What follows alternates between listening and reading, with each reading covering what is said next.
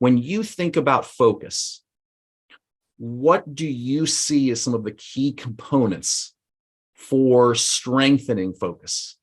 It's very simple. I think that's the thing that a lot of people, when I'm coaching them, they're like, is so confused. They think it's so much more complicated than it is. And it's actually not. It's really not. It's really simple. What, why, how, and then really in that commitment.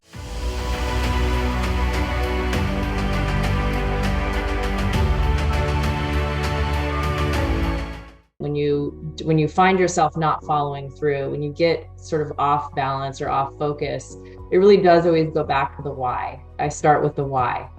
And then once you get reconnected with your why you're doing it, then it's easier to get back on track. Yeah. So wrapping this up here, what is it about strong focus? We talked about both understanding your why. We've talked about diving into the what and the how, spending time in that's very important. We've talked about the importance and the need for communication, for actively listening, for really understanding the needs of both the client within as well as the client outside. Right. So what is it about strong focus that really allows leaders to win, both in business and in life? What just came to mind for me is that focus, in my mind, focus equals your commitment level. And, when you're not focused, you're not really committed. You might be interested, but you're not really committed when you're not focused. And when you're really committed, you're focused. And when you're really committed and you're focused, then you take a different level of action and you get better results. So if you're not focused and you're not fully committed, you're not taking as much action and you're not getting the results that you want. Yeah. So it just makes sense that the more committed you are, the more focused you are, the better results you get. And that equals success as a leader and as an organization. Yeah. That's powerful, Mandi. I mean, when I think about that, there's an example I was sharing with the leadership circle recently where I was actually coming out of a busy morning. I was shifting from one business to another. One of my key contractors was there, and he started to, I asked him how he was doing. He started to tell me that it was a rough going for him right now, and he was having some serious family issues. So my first emotion is, boy, I don't have time to listen to this story, right? Like I don't. Like I care for him, but I don't have time. Yeah. And he's going through and he's sharing the story, and I'm realizing how hard this is for him. And it's at that moment that I realized, you know what? He makes a commitment to me all the time, right?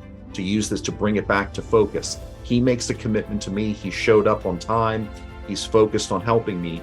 I have to provide a focused commitment to him, right, that shows him that I care as much as he does, right, at least as much. And when I as I'm listening, as soon as I made that connection, Mandi, it was really powerful, because all of a sudden I relaxed and I said, you know what, everything's going to be fine, everything's going to get done, this day will work out.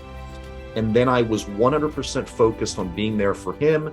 He then in turn was 100% focused on being with me, and it was a very powerful moment for me. That concept of commitment. We talk about presence, right? Is another word we use for commitment or focus. Right. Yeah, and that comes back down to the relationship. Mm-hmm. What you explained is, I said we're all in relationship with each other in business, and you're talking about being present in the relationship and caring about this other person, having compassion. And I think that's sometimes business leaders can lose the